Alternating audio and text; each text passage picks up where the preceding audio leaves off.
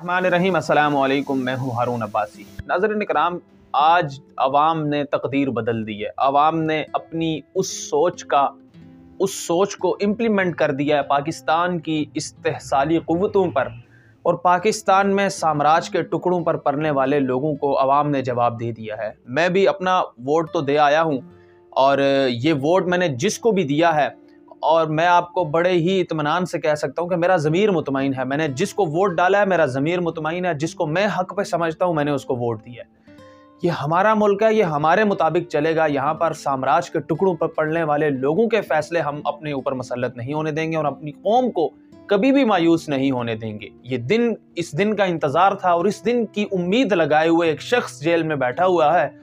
اور وہ اپنے لوگوں سے امید لگائے بیٹھا ہے کہ وہ لوگ نکلیں گے، اس کو ووٹ دیں گے، اور اس کی جان چھٹے گی اس سامراجی نظام سے۔ عمران خان صاحب جو ہیں، وہ اس وقت جو عوام کا پوٹینشل ہے پورے ملک میں، جس طرح کے لاکھوں اور کروڑوں کی تعداد میں ووٹر باہر نکلا ہے، اس سسٹم کو یہ امید نہیں تھی۔ ناظرین کرام، اس سسٹم کو پتہ ہی نہیں تھا، اس سسٹم کو یہ توقع ہی نہیں تھی کہ آج اس قدر لوگ نکل آئیں گے، اس قدر اپنے جو حق کے راہے، جو حق دینے کا جو ان کا حق ہے، اپنی رائے دینے کا حق، اس کا استعمال کریں گے۔ یہ سسٹم یہ توقع نہیں کر سکتا تھا۔ ابھی تک پورے ملک سے جو اطلاعات آ رہی ہیں، وہ امن و امان کی صورتحال بھی برقرار ہے، اور کسی قسم کی کوئی بدمزگی نہیں پھیلائی گئی۔ یہ تو اب جوں گنتی کا عمل شروع ہوگا تب باتیں سامنے آنا شروع ہو جائیں گی، اور یہ سسٹم جو ہے یہ پوری طرح سے ننگا ہو چکا ہے۔ یہ سسٹم جو ہے پوری طرح سے برہنہ ہو چکا ہے۔ اس کی مثال اس طرح ہے کہ آج صبح پولنگ کا عمل جب شروع ہوا تو انہوں نے پورے ملک سے انٹرنیٹ سروس اور ڈیٹا سروس یعنی موبائل کی سروس بھی بند کر دی، اور لوگوں کے جو وائی فائیز ہیں بس وہی چل رہے تھے، جو تار والا نیٹ ہے، وائرلیس سارے انہوں نے سسٹم جو ہیں وہ بند کیے، اور پی ٹی سی ایل اور چند ایک جو لینڈ لائن نیٹ ورکس ہیں وہ چل رہے تھے، یعنی کال بھی کسی کو نہیں ہو سکتی۔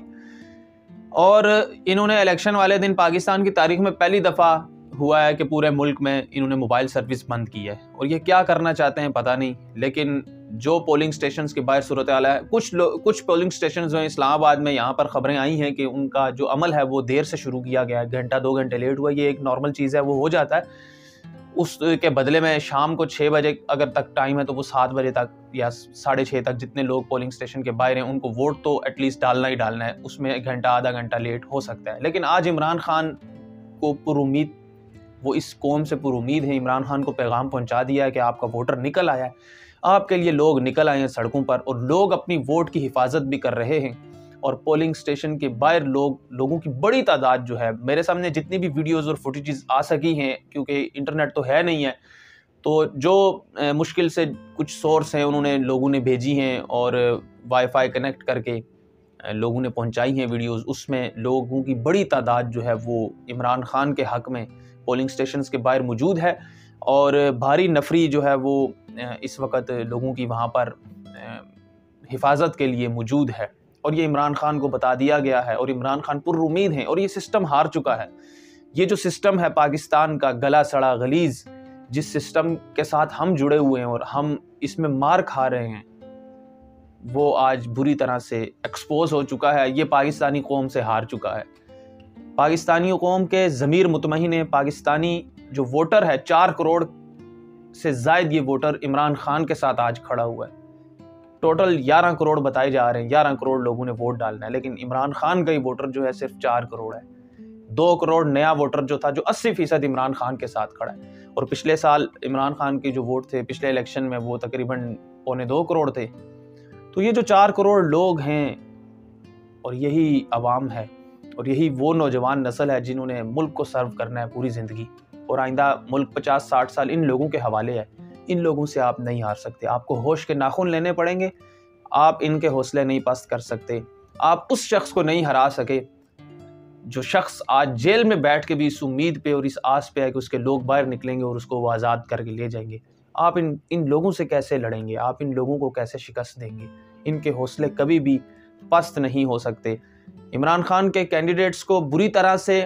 کمپین بھی نہیں کرنے دی گئی، اور ان کو بری طرح سے بکھیرنے کی بھی کوشش ہے، لیکن امپورٹنٹ چیز یہ ہے کہ لوگ اس دفعہ بجائے کسی بڑی سیاسی جماعت کے نشان کو ووٹ لگائیں یا نون لیگ یا کسی اہم جو پرومیننٹ سمبلز ہیں، لوگ ان لوگوں کو چن چن کے ان کے نشانات ڈھونڈ ڈھونڈ کے ووٹیں ڈال رہے ہیں، نشان لگا رہے ہیں۔ اور اب ایک امپورٹنٹ سوال ہے کہ اگر تحریک انصاف کے جو لوگ ہیں وہ جیت جاتے ہیں بڑی تعداد میں، تو یہ حکومت کیسے بنائیں گے؟ ان کے پاس راستہ کیا ہے؟ کیونکہ اس سسٹم نے تو ننگا ہونا تھا، پارلیمانی نظام میں، سیاست میں تو عمران خان اور پی ٹی آئی کے لیے پابندیاں ہیں۔ انہوں نے تو الیکشن کمیشن نے جس پارٹی کو نشان الاٹ کیا ہے یہ لوگ اسی پارٹی میں جا سکتے ہیں، یہ خود سے وزیر اعظم کی اپنا نہیں بنا سکتے، بے شک یہ اگر 200 لوگ بھی ہوں تو یہ ایسا کریں گے۔ ابھی مشورہ چل رہا ہے یہ اس طرح ہو سکتا ہے کہ جس طرح جماعت اسلامی ہے جن کا جو انتخابی نشان ہے وہ ترازو ہے، تو یہ اگر جماعت اسلامی کے ساتھ شمولیت کر لیتے ہیں 3 دن کے اندر، وہ تو جس طرح سے ان کو احکامات دیے جائیں گے، کیونکہ انہوں نے اپنی پارٹی سے وفا کرنے کا حلف لیا ہے۔ کیونکہ سب سے امپورٹنٹ چیز میں ذاتی طور پر آپ کو بتا دوں، لوگوں سے میں نے بات چیت کی ہے، لوگ تو جانتے ہی نہیں ہیں یہ جو تحریک انصاف کے جن لوگوں کو منتخب کیا گیا ہے یا جن کو امیدوار بنایا گیا ہے منتخب ہونے کے لیے، تو لوگ ان کو جانتے ہی نہیں ہیں، لوگوں کو پتہ ہی نہیں ہے کہ یہ لوگ کون ہیں۔ 2-4 کو تو میں بھی نہیں جانتا، میں آپ کو بڑے وثوق سے کہہ رہا ہوں کہ مجھے ان کے بارے میں کوئی اتنا خاص پتہ نہیں تھا، میں نے صرف نام سنا اور دیکھا، میں نے کہا اچھا یہ لوگ ہیں۔ لوگ صرف عمران خان کو ووٹ دے رہے ہیں، لوگ عمران خان کے نام پر ووٹ دے رہے ہیں، اور میں آپ کو بڑے وثوق سے کہہ رہا ہوں خیبر پختونخوا میں تو صورتحال ہی بدل ہوئی ہے نا، پنجاب کی بتا دوں، لوگوں نے نہیں چھوڑنا ان کو،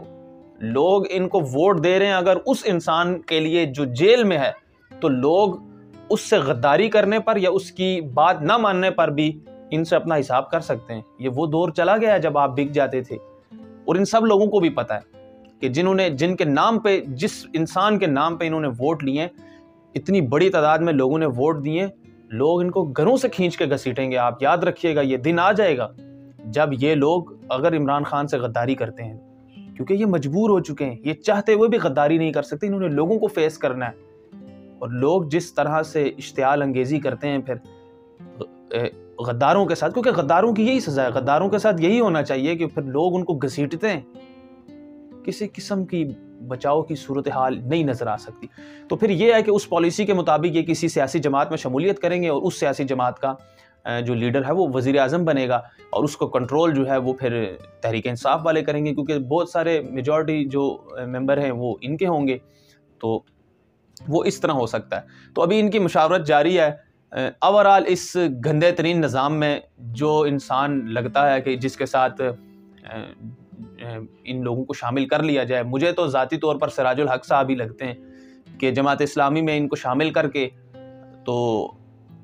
ان میں سے کسی کو جو سراج الحق صاحب ہیں یا کسی کو بھی وزیر اعظم بنا کر